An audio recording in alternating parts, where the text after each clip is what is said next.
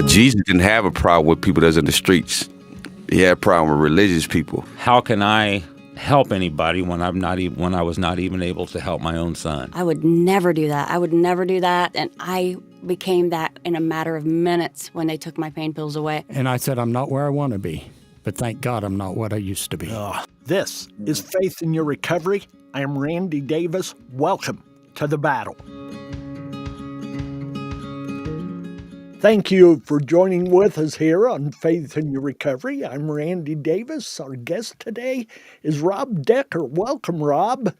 Randy, thank you so much for allowing me on the show. And we misfired a couple times and had to reschedule, but here we are. Life happens, doesn't it? One way or the other. Sure does. We're going to make this work, and we're looking forward to it. Folks, Rob comes to us today from Colorado, and we've just been done talking. The weather's not a whole lot different than ours here in East Central Indiana, at least at this moment. Who knows about tomorrow, okay? But Rob's got quite the story. I read from his book over the last couple of days, and what he's got to share. Some of it's going to be a little hard to take. It's pretty graphic. We're going to be careful with our words. That's not what I mean, but just the incidents, the moment, the traumas that he's gone through. So I hope you're going to be okay with that. But as always, we want to remain raw, real, and sloppy. We don't want to cover it up. We don't want to dramatize it. We don't want to make it sound like Hollywood either. But we're just going to tell you the truth, and hope you can deal with that, okay? Thanks again, as I've already said, for tuning in. So, Rob, why don't you start us off here? Who were you before the Great Fall? He called it the Great Fall. We'll explain that term. Or the dive. Right. Like, your impression of Superman. Oh, man. Man, I grew up in Northern California, and I was, when I was really young, kindergarten time, I found out that my dad wasn't my biological father. I came home with my diploma from kindergarten, and it had his last name on it. And he sat me down. My parents sat me down, and they informed me that he wasn't my biological father. And I think, I'm sure there was a lot of things I saw in the house leading up to that moment, but I believe that was very pivotal because, he's not my real dad. And then where is my real dad kind of thing? All those questions. Yeah. So, as time went on, I witnessed a lot of abuse in my house, drugs, alcohol, smoking, partying, violence. There were times where, the police would show up to my house on a domestic situation, and I'd watch my father take on 4 or 5 cops at one time. And back in my day, in the early 80s, I believe they approached domestic violence in those situations a little bit differently. Like, he would go in and then hours later he would be out, but, still under the influence at the end of the day. And then it would continue, right? By the time I was about 8 years old, one of the neighborhood kids came by and encouraged me to go into a closet with him and did some things to me, some things that I had to keep a secret for a very, very long time. And that boy's dad was friends with my dad. And, my dad was like this hard, tough Marine, drinking, like, he was just a tough dude. He was like, he's the toughest guy I knew. Right. And so, bringing that kind of information to my dad wasn't going to be something I would do. So I held on to that, but along with holding on to that secret, I started getting snoopy in my house. I would go into my parents' room and I'd start thumbing through all their stuff, and I'd find my dad's magazines and videos. And then I started watching and looking at that at such a young age. I was putting that stuff into my system. By the time I was in high school, my freshman year, I hadn't really drank or used up to that point. Even though it was all around me, it was just not, I was still really young. It didn't really appeal to me, but I remember going over to my girlfriend's house, and her parents were out of town, but dad's best friend was over at the house, um, and he ended up buying us alcohol, and he got us intoxicated, and I watched a grown man take advantage of my 14-year-old girlfriend right in front of me. And so, I'm veering off into this path, with the intimacy, the relational stuff. And now you've introduced alcohol into my life. What I realized also during that night when all those things happened is that everything that was happening at home, I got to kind of break away from when I was under the influence. And that was very appealing to me. And so that started the path of me drinking and then being introduced to marijuana and then acid, ecstasy, cocaine. Like I just started introducing all these drugs into my system and into my life. I was always looking for an escape. I didn't like being alone. I didn't like being in my head ever. I was extremely, I had a lot of suicidal ideations. When I was in high school, I would come home with pictures of a guy putting a gun to his head, and I struggled with wanting to be here in this world for a really long time. In my later teens, I ended up going to a drive-in and sneaking in the drive-in through the back of my buddy's trunk of his Mustang. And when we snuck in, I jumped out and started making all sorts of racket. I'd been drinking and smoking and doing some things, and the guy that we pulled up to didn't like my behavior. He didn't like the commotion I was bringing, and so it got confrontational. And he pulled out a shotgun on me, and I just remember in that moment, encouraging him to pull the trigger. I encouraged him to do You so. didn't care at that moment. No, I just didn't care, man. And I mean, my friends that I came with, they were all scared. The girls were screaming. They were telling me to stop. And so he doesn't pull the trigger. He packs up and he leaves. But at that point, the cops were called. Cops show up, and now I'm livid. And the cops tried to calm me down, and one cop put his hand on my shoulder, and I threw him. I threw him to the ground, and then I remember getting rushed by the cops and then wrestling them until they won. Basically, I wasn't going to win that match. But that was my teens. A lot of that kind of stuff happened. I got deeper into the drugs, deeper into the alcohol, deeper into the violence. I like to fight a lot. It's something I like to do. If it wasn't for a lot of my friends that prevented a lot of those fights, I probably would have been in a lot more. In my 20s, I was in and out of jobs. I could hold on to a job for a little while, but then I'd become friends with everybody, and we'd start partying together, and then they'd see the dark side of me. They'd see the demons come out with the drugs and the alcohol. Eventually, I met a young lady in my late 20s, and we started dating, and at this point, I didn't mind chaotic relationships. I mean, it almost was a stimulus for That me. was life to you, it sounds like chaos. Yeah, chaos was my drug. I didn't know how to deal without it. I didn't know how to move without it. And we eventually got into a bit of a domestic situation. We broke up. And during our breakup, I had taken an invitation to a Bible study. I had a buddy that I worked with or used to work with that was always trying to encourage me to come to his Bible study and invite Jesus into my life and all this stuff. And, for the longest time, it's like, bro, I'm glad that works for you. That doesn't work for me. I was baptized Catholic. I had some form of religion and an idea of who Jesus was. But I think deep down inside, it's like, if I walk it out with Jesus, I'm going to have to stop a lot of things, and I'm not ready to stop a lot of those things. But I ended up getting invited to this Bible study, and these men, they all just started praying for me, laying hands on me, and I started shaking and sweating. Not that I was anxious or fearful or anything. It's just something was happening. And I walked away from that like refreshed. But shortly after that, I found out that my ex that I had recently broken up with had gotten to escorting.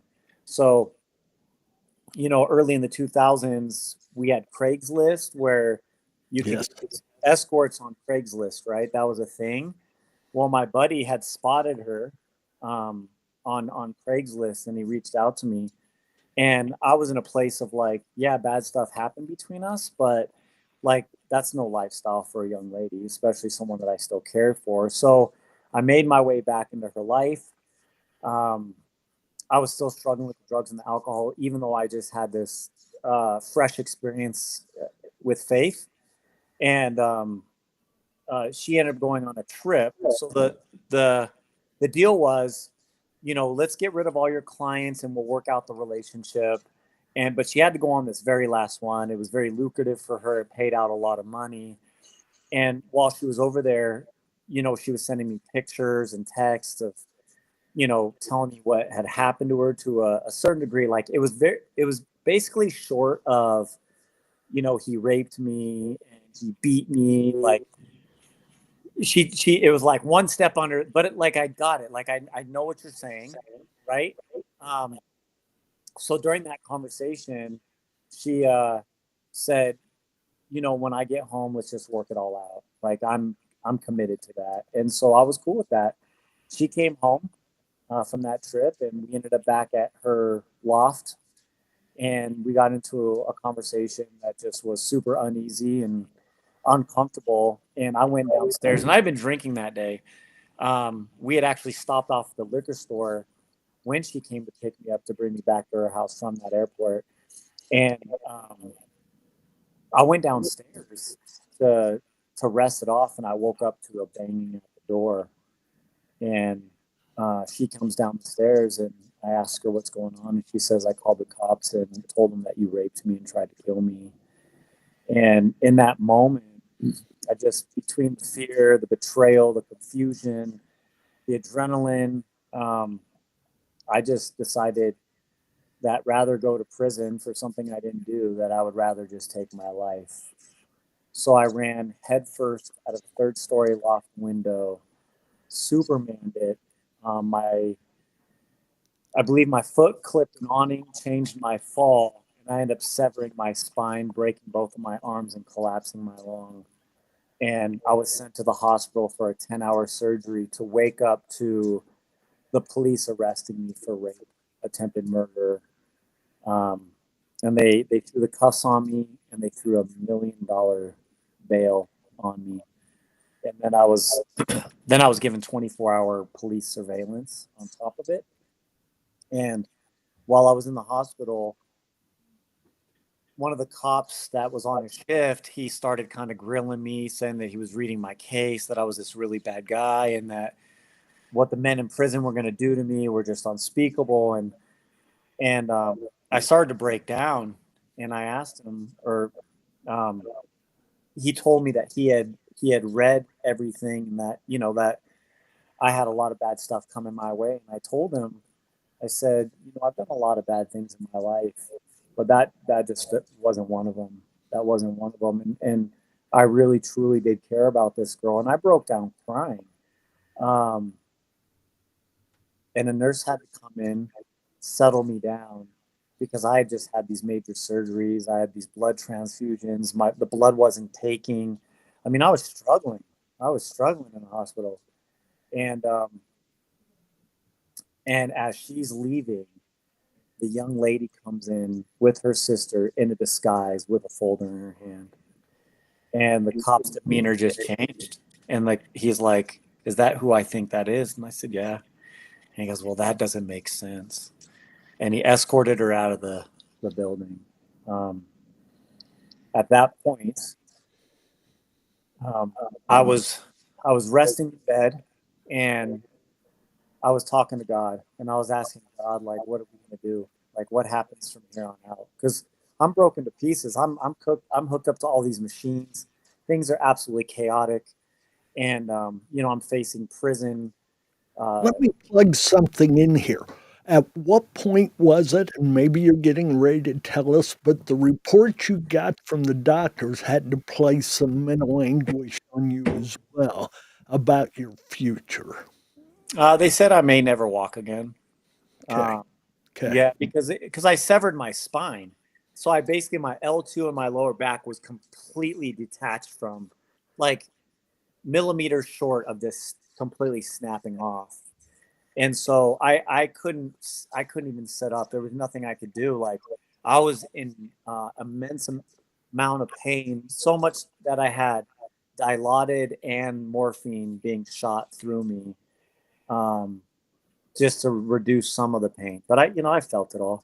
I felt the pain, and I just sat there and I asked God. I was like, what do we do? Like, what happens from here on out?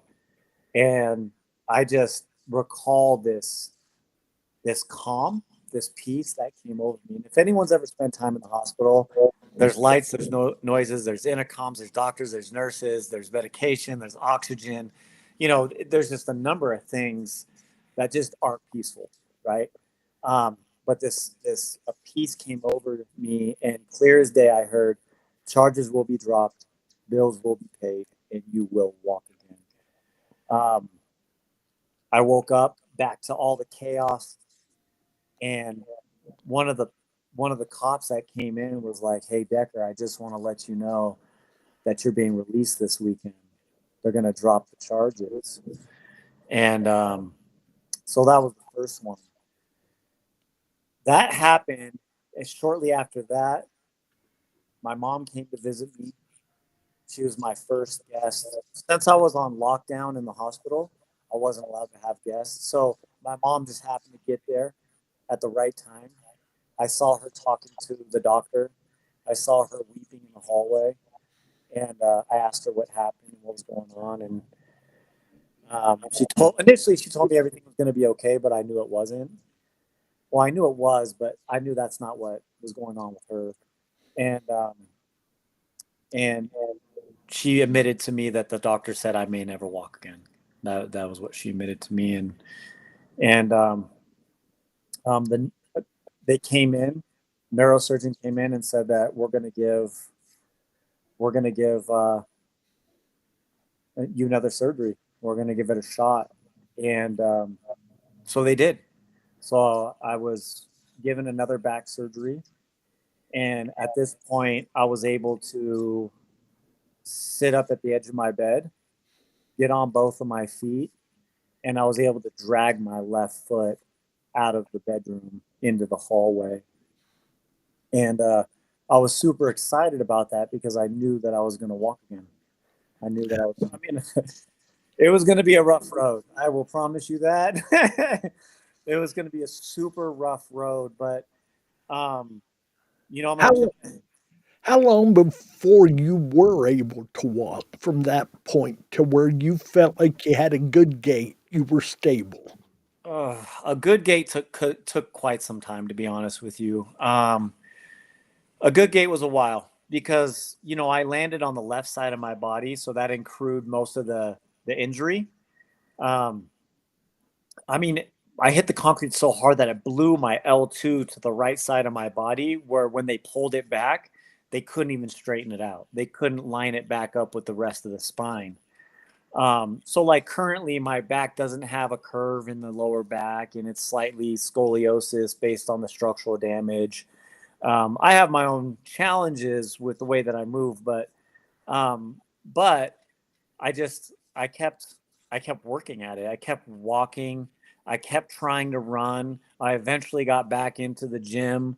Like I had to put myself in a situation of getting strong again.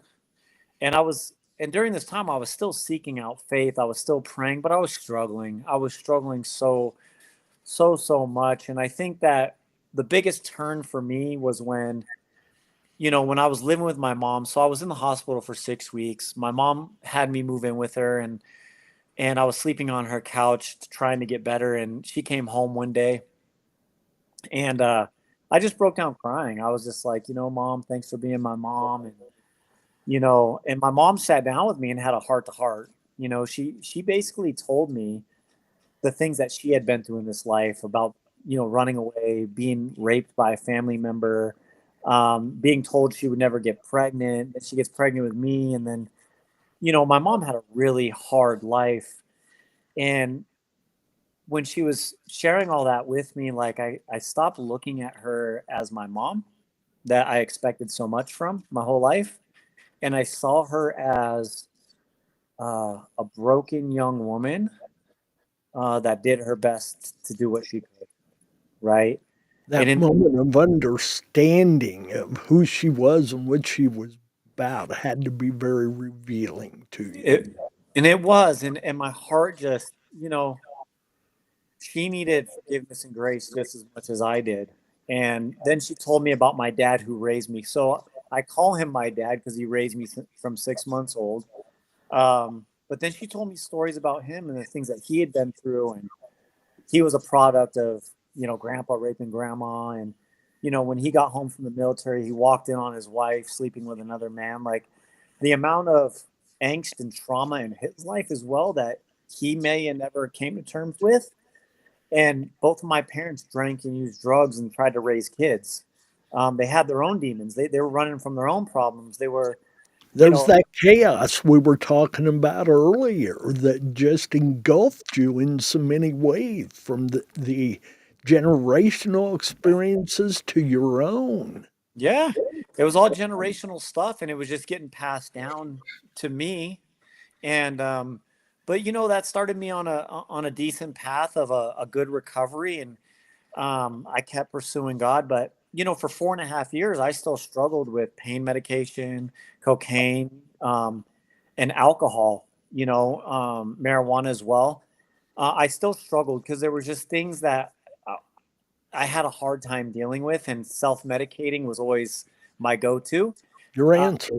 it was my answer. It was the solution for my problem. And I'll say this: I don't believe drugs and alcohol was ever my problem. I'm not going to sit here and say that I ever had a disease or that, you know, once this, always that. Like, that's just not the camp that I'm in personally for my own health and my own growth. I truly believe that I learned things from what I saw growing up. I self medicated, and what I have to do is take 100% responsibility and accountability for the decisions that I made by choosing to run away from my problems and not deal with them. And that's kind of where I sit in a lot of this stuff. And so for 4.5 years, I continued to self medicate until I got behind the wheel of my girlfriend's car, who is now my wife. But, you know, my life was given back to me, man. I wasn't taking all these pain meds. I was working a job. I was told that I may never walk again or work again. If I did, I'd be fully medicated, living off a disability. Like, you know, that's kind of where, you know, that's what I was told. And here I was, like, flourishing again in life, but still running to drugs and alcohol as an answer for me, um, because I didn't know how to handle certain stressors in my life. And I ended up getting behind the wheel of my girlfriend's car, crashing into someone's property, leaving the scene of the crime, and hiding under someone's porch. And I was just like, here we are again, God. Here we are again. I'm just throwing it all away. And I remember being under that house and was like, I need your help. I need your help big time. I don't deserve your help. You know, you're righteous. I deserve consequences for my decisions. I do. But if you, I started negotiating. Like, if, Don't we all? yeah, but if you bail me out of this situation, I will never drink and use drugs ever again. If you want me to marry Alyssa, I will marry Alyssa. We were living in Northern California. She wanted to go back home to Southern California. I will move with her. We will start a family. If this is your will for my life, I am willing to do it all. I will give up all this stuff. And and then, like, in the hospital, I was now given a vision versus hearing audibly. I was given this vision of the comeback, that 4 year comeback of how my life was given back to me. And it was so good after everything that was being told to me. And my heart just broke in that moment. My heart broke. It's like I literally felt it turn in my chest and break. And I just surrendered it all. I surrendered it all to God. And and and in that moment of surrender and repentance, I felt this heaviness. While still intoxicated, I felt this heaviness leave my body, and I knew that I was never going to run back to drugs and alcohol again. That was January 8th of 2013. I haven't run back to drugs and alcohol. No temptations to do so whatsoever. Congrats. Thank you. Because I wish that was everybody's story, right? I wish it was. But, I went 20 years from 14 to 34 struggling with drug and alcohol abuse. That's what I did, dealing with unresolved trauma. But then I've made it my life's work to now meet people where they're at in their process of recovery and faith and addiction, and to see them for the broken, lost soul that they are, with the hopes of helping, with the hopes of giving them some kind of guidance and help and hope to move in the right direction, of sobriety, but not just sobriety. Sobriety to me was icing on the cake. Sobriety was the first step. Um, Sobriety was the first step of unpacking the unhealed traumas and pains and hurts, neglect, rejection, isolation, like all of it. Like You've I started, obviously done a lot of internal work yeah, looking at your own personal experience, and I so loved what you had to say about it's not a matter of if it's a disease. I am responsible, and I've got to start with me before I can use any other excuse or yep. any other reasoning that I got myself into this. With God's help, we can get me out of it. And you're getting there as you're telling us now. Continue to tell us where that's taking you at this point, Rob. Well, I will also enlighten you with this is that, early on before I actually quit, I was already walking with God and doing research and studying, right? But still acting a fool. The word pharmacy, where we get, you know, our pharmaceuticals, where it comes from a Greek word, pharmakeia, right? When you look up that word, it means witchcraft or sorcery. See, here's the thing. I knew that when I was putting drugs in my system, that I was virtually inflicting a spiritual issue with inside of me, that I was summoning things that weren't of God. I was allowing things, that were of the dark side in me, around me, through me, right? Alcohol comes from the Arabic word al-kul. Al-kul means flesh-eating spirit. So I was taking alcohol, not to say that drinking is bad, self-control um, but when you start getting buzzed and drunk and you're using it for all the wrong reasons, well, now I'm allowing other spirits to consume me because you can drive past the liquor store, alcohol's still called a spirit, right? I understood the spiritual ramifications of the things that I was doing to myself. And I think that's one of the understandings that I needed was the life that I live is extremely spiritual and I'm living in this physical world, right? And so now with the work that I do, I understand that not everybody sees it with that same lens, right? But I want to be able to meet people where they're at. And I do it through my nonprofit organization, my book, God's Awning, that just recently came out. The podcasts, I've been on CBN 700 Club. They're about to come out here in a week to do a story on my recovery softball teams. I've been invited by TBN to one of their shows to talk about my book. I've I've been in magazines. I've been able to use almost every social platform, social media, to be able to share my story and to help people in their journey. And so, with my nonprofit Rises Lions, we build recovery centered softball teams. And when I look at recovery, I look at the healing journey. I'm not saying that this is strictly drug and alcohol abuse. Drug and alcohol abuse is the band-aid. It's the symptom it's the of the symptom. problem. And a lot of people don't understand that. And it's like, we need to unpack the deeper things in this life. And for me, the first step to healing was forgiveness.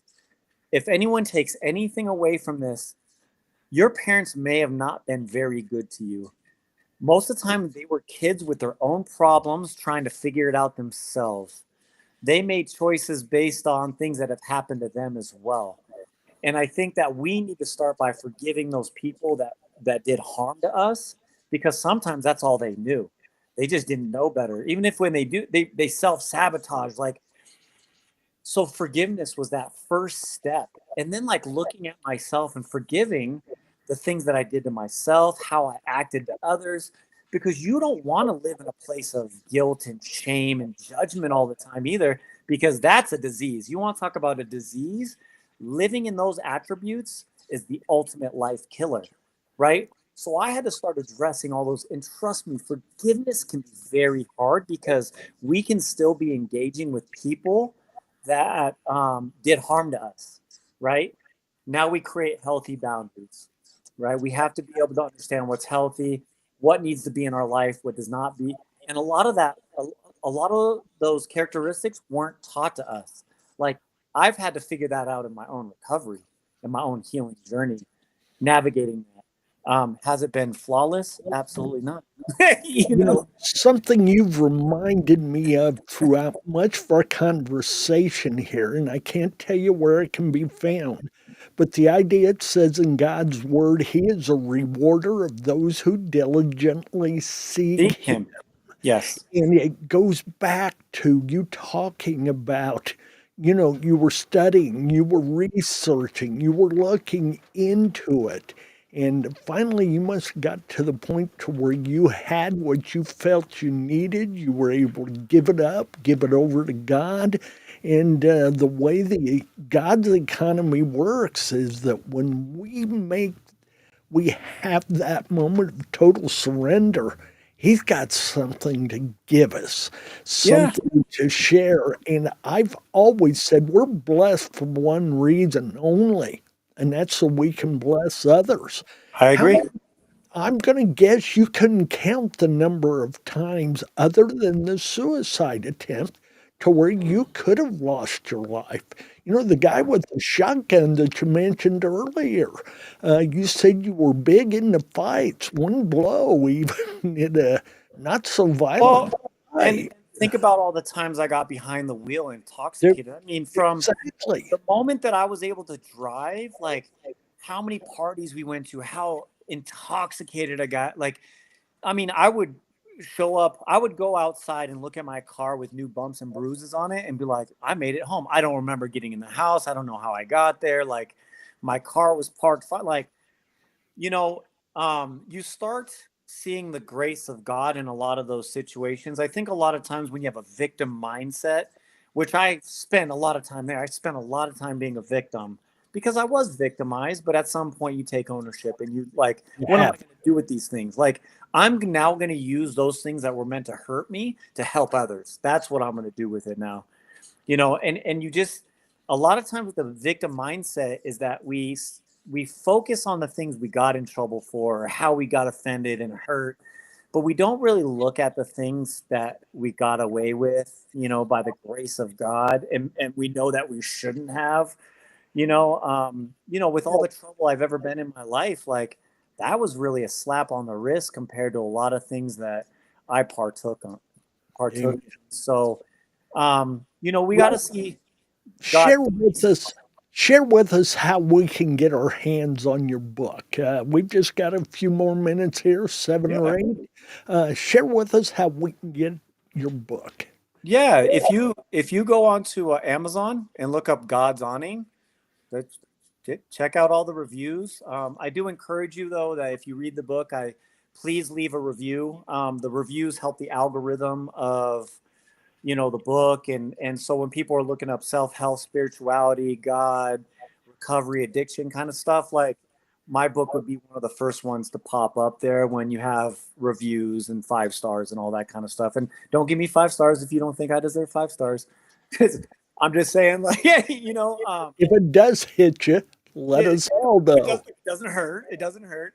But yeah, man, you know, if you go to riseslines.org, which is our nonprofit organization where we build recovery centered softball teams, um, you know, there's a link on there where you can just go to, you know, to Amazon and click on the book. And also for the listener, you know, feel free to reach out to me. I know a lot of times in this journey, it feels alone. You feel alone. You feel very lonely. A lot of times we struggle to take it to our parents, our family, our work, our church. A lot of times we don't even feel okay going to our pastor and people in the congregation, man. You don't know me, and that could work to your advantage right now. You know, like, you know, I'll respond to emails, texts, and if we got to get on a phone call for something, you know, I have no problem praying with you. I have no problem kind of hashing things out. My hope and my heart for you is that my story plants seeds in your heart to know that there is hope in the healing of moving on from a lot of the things that you're holding on to. Because there's freedom in that. And now I get to live a free life, away from a lot of the things that had happened to me. So, Rob, what's the next step for you? I know you've got another book coming out. I Yeah. need more internal than that, okay? Yeah. That's important. You've got a lot to share with that. Yeah. But what's the next step for Rob and his life toward the continued recovery, that long journey? Well, recovery is giving back at this point, right? And so, you know, I was telling you before the show, you know, I broke my leg February 1st and it forced me to be down. And that being down allowed me to write 50 or 65 stories to my either my new book, my next new books. So I'm going to continue to get my life stories out there and encourage people. In May, I'm working on putting together a recovery mental health softball tournament here in Colorado Springs. We want to bring awareness to mental health and recovery. We don't want people to feel shamed because they're struggling. Um, you know, we need to have these conversations. This has to become normal so that people can trust other humans, so that we can start healing as a community, because we need each other at the end of the day. So I'm going to continue to put myself out there in my community, into this world internationally, through TV, podcasts, magazines, books, whatever it is that I'm asked to do, with the hopes that someone hears the message and it puts them on the right path. Amen. I love that attitude. I love that direction. All right. I'll Yeah. tell you what, if you got something you'd like to wrap this up with, we'd love to hear a final word. Yeah, you know, I would just say don't lose hope. You know, I think that there's somebody that's listening right now that was just on the edge of losing all hope. Um, you know, I'm hoping that something within my story, and I didn't even get to share a bunch of my story. I do encourage you to get the book, not because I want the money, but because I want you to heal. There will be stories in there that you may be able to relate to, and you'll see how I came out of it. And I am always up for discussion to have that. I don't want you to lose hope. I know what it feels like to be hopeless, because that's when we unalive ourselves. That's when we feel like we're not loved, and we have no purpose here. We do. We are loved. We are loved. The enemy is going to creep in and tell you that you have no value, that you are not Amen. loved, right? And he's going to want his primary responsibility is to kill, steal, and destroy. Keep that in mind, okay? Let the Lord work in your life. And if you don't know what that looks like, give me a call. Folks, what more of an invitation could you ask for? There's help. It's possible. We've just listened to it. You've watched it through somebody who's been there, done that. I'm sure has plenty of scars to prove it, internally and externally. Yeah. Oh It's yeah, yeah. I mean, I got and a lot of hardware, man. I swear. So I don't have a retirement plan. Uh, in my will, it's like, babe, just recycle me. There's so much hardware. Like, Yeah. Bring out that titanium, man. See what the value is on the market and dig it out of there. Yeah, Yeah, I'm like a cyborg at this point in my life. But I will say this, if you choose to reach, I will share my x-rays with you. You can see the amount of craziness in my body. I'm friends with my neurosurgeon, and he told me that I've had one of the most extensive back surgeries that he's ever performed, right? But he says, I am within that handful of individuals that live life to the fullest. But not only that, I'm at the top of the list. And it's only because of my willingness not to give up and to fight the good fight and to take care of my body, to eat well, right? There are things that we can do to help our mental health, right? And our spiritual walk. Yeah. Listen, thank you. Thank you so much for sharing with us. I kind of want to close with this comment that we just received from Harley Curtis Nation of our Burn chapter of A Better Life, Brianna's Hope. Here's what he says. I've been slipping backwards the past few weeks, and listening to another testimony helps out so much. Thanks for the insight, Bubba. Well, You're welcome. Bubba, thanks for being with us. God bless you. Continue God to bless you, stay brother. in the battle. We're here. We'd love to hear from you again, and I'm Absolutely. sure we'll be in touch. So, Oh. folks, thanks for tuning in and understand. A cat only has 9 lives, and most of us seem to think we've got more than one. And I'm a lion. I'm going to say, we've heard somebody here who's fought that battle and come out on top. And the lowest point was lower than hitting that concrete from that fall, that dive, okay? Yeah. So God has blessed, and he's blessed us to get to hear your story, and maybe we're why you're here today. I don't care either way. We got to share it. Take care. Stay in the battle. God bless. God bless.